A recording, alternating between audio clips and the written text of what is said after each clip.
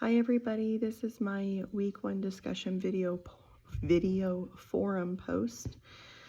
So family experience. In chapter 1, the author explained that his path into couples and family counseling by reflecting honestly on his own family experiences, both with strengths and struggles, and how those experiences shaped the way that he understands relationships, conflicts, and communication. So what stood out to me was how he didn't present his family as perfect, nor as broken, but as formative. He showed how growing up within a family system influenced his awareness of patterns, power, and emotional responses. My own family experience, I feel, has deeply shaped how I view conflict in relationships. So growing up, I learned early that conflict doesn't always have to look loud and explosive. Sometimes it can show up as tension, silence, or ongoing disagreements that have never truly been resolved. I've seen how power struggles and differing perspectives can slow progress, and it creates division, especially when people feel unheard or like they're being excluded.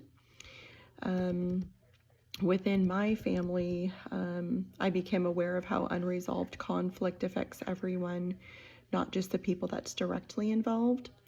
I also learned to pay attention to the emotional undercurrents, like who is avoiding who, where frustration builds, and how communication breaks down when trust relationships are strained.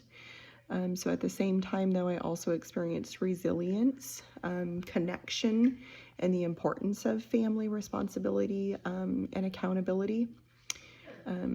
These experiences, I feel, shape my desire to understand conflict rather than to avoid it.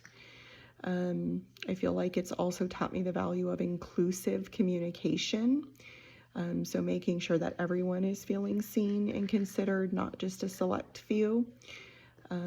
So much like the author describes, the family experience didn't push him away from working with families, but it drew me towards it also.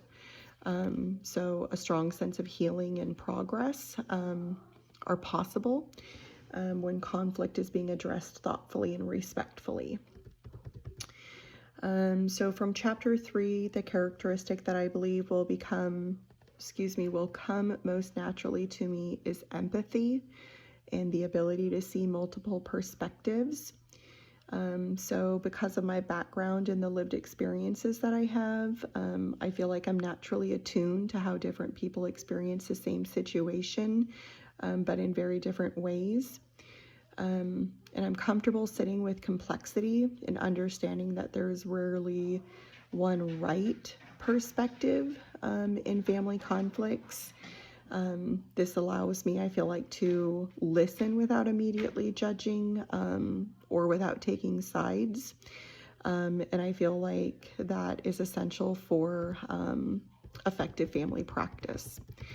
The characteristic that would be most challenging for me is maintaining emotional neutrality, especially in situations that involve power imbalances or exclusion. So when I see conflict that feels unfair or when certain voices are being consistently dismissed, I feel a real strong internal pull to advocate or to step in. And while this passion comes from a good place, I recognize that as a practitioner, maintaining balance and neutrality is critical. So developing this skill will require me to be self-aware. I need to be reflective and supervision so that my personal values inform my work without overpowering the therapeutic process. So overall, I see my strengths and my challenges as closely connected. My empathy drives my commitment to families, and my growth will come from learning how to channel that empathy in ways that best support the system as a whole.